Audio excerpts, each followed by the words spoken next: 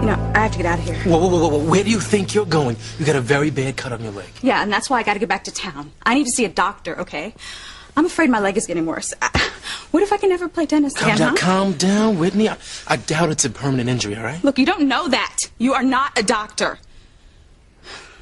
I'm going to call a taxi or an ambulance or something, but I can't stay here. Well, you tell me how you're going to leave when the roads are probably still closed and the phones are down. You tell me that. Even cell phones? Yeah. The avalanche knocked out the towers, probably, so I'm afraid you're just going to have to hang tight and wait until they're up again. Right now, there's no way for you to get back to Harmony.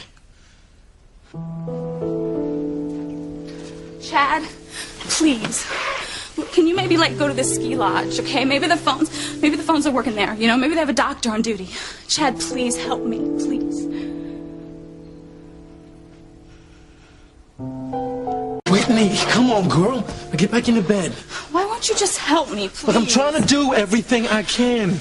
All right? Look, my leg feels swollen, okay? It is very hot. I think it's infected. All right. Let's just take another look, okay? I mean, it didn't look so bad when I was wrapping it up. You are not a doctor. You know, you keep saying that.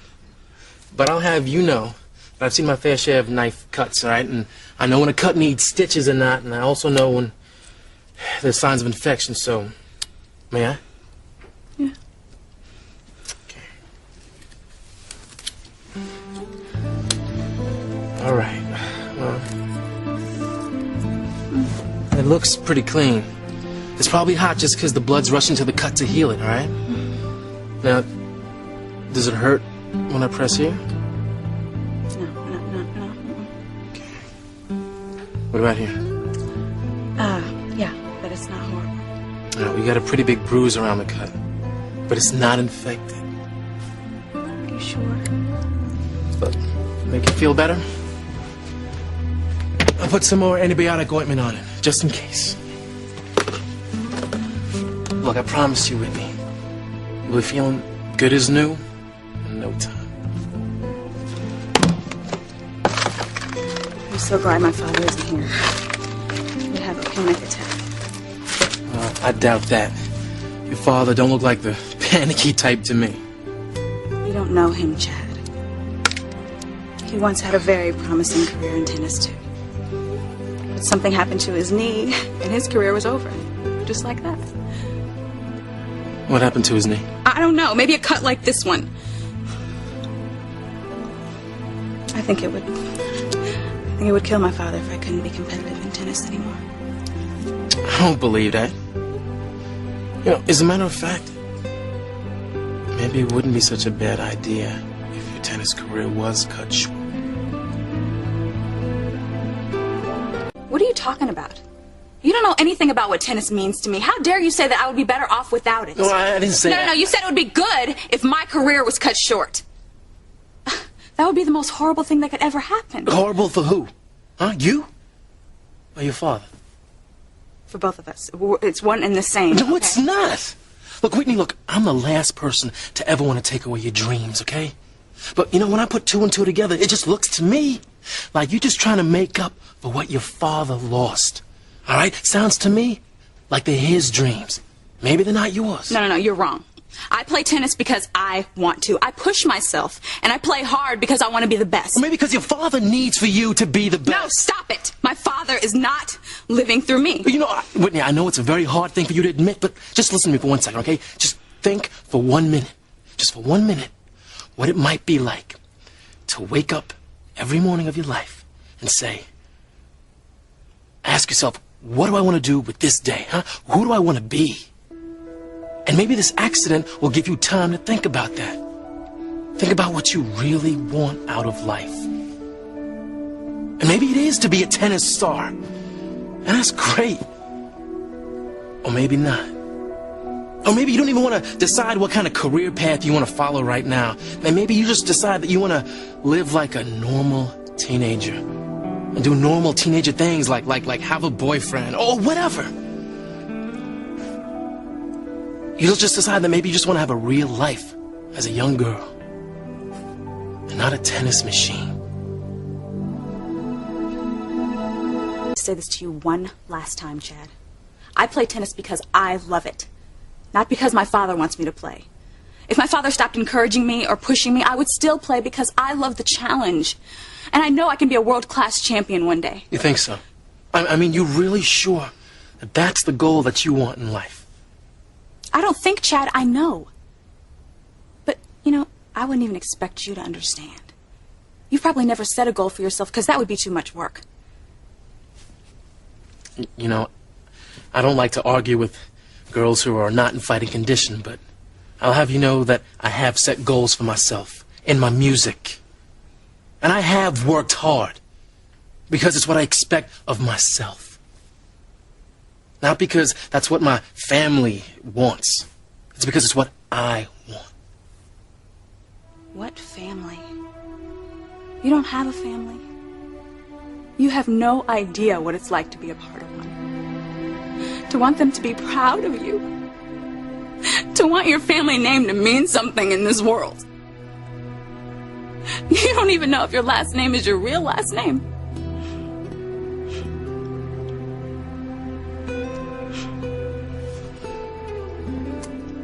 Yeah. Yeah, you're right. I was just stating the facts as I see them. But it's real clear to me now that you don't want to hear anything I got to say.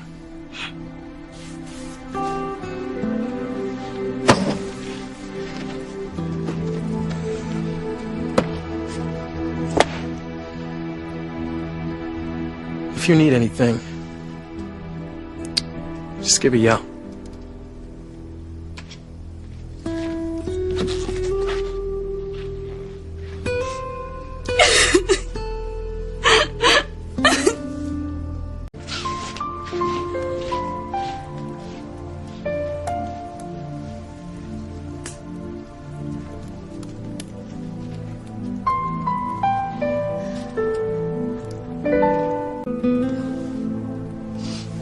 Chad? How's Whitney?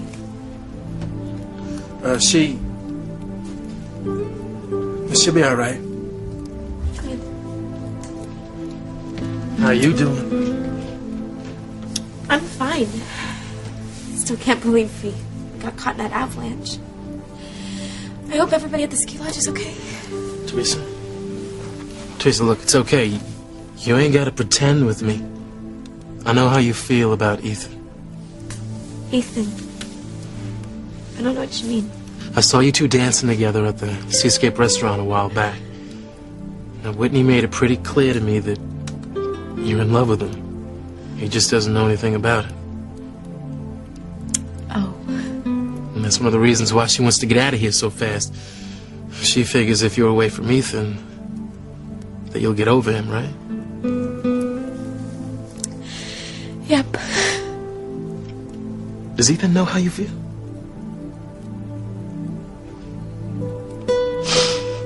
No. He doesn't know. I thought he did when he heard me say I love you to him before when I was coming to, but he thinks I'm in love with someone else. And if he finds out that I've been lying to him all this time, he'll hate me for it. Well, maybe not. Maybe he'll understand. I would give anything to believe that. Because now that I've actually said those words to him, it's gonna be even harder than ever to hide my feelings. It's like putting a genie back into the bottle. One of these days, I'll see Ethan. And the words will just pop out. I love you, Ethan Crane.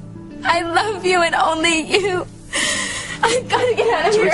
I can't spend another night in this cabin with you. Teresa, wait. Hold on, you ain't going anywhere. Shh. It's okay. It's okay. Shh. It's okay. Shh. Look. I ain't trying to get in anybody's business, you know what I'm saying? And I ain't trying to make no judgment call neither. But I know what it's like to go for somebody who's out of reach. Maybe it's not somebody like a Crane, but it's definitely somebody from a different world. And they got a passion for something that's just ain't me. And now I'm telling myself it's just a lost cause. It's time to move on. Maybe it's time you thought the same thing. Is that how long can you keep running every time you just come close to telling Ethan how you feel? Chad, I have tried to tell myself I don't love him. I have tried to move on. But somehow fate keeps throwing us together. Fate? Yeah, like this trip. Whitney and I were supposed to be staying at the ski lodge, but somehow fate kept us from getting a room there, so we came here. And fate made you and Ethan decide to come here too.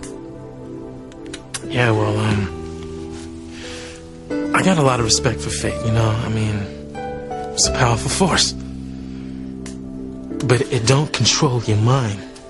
I mean, Teresa, you know deep down inside when you ain't got a chance in hell with somebody? I mean, sometimes you just gotta listen to your gut feeling. Is that how you feel about that person who's out of your reach? Yeah. I know how it hurts to want someone you can't have.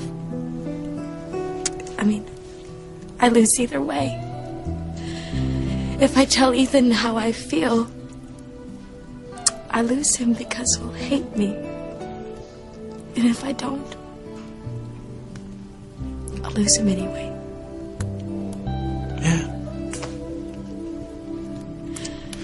You know, pain is something that life just seems to hand out a lot of, you know?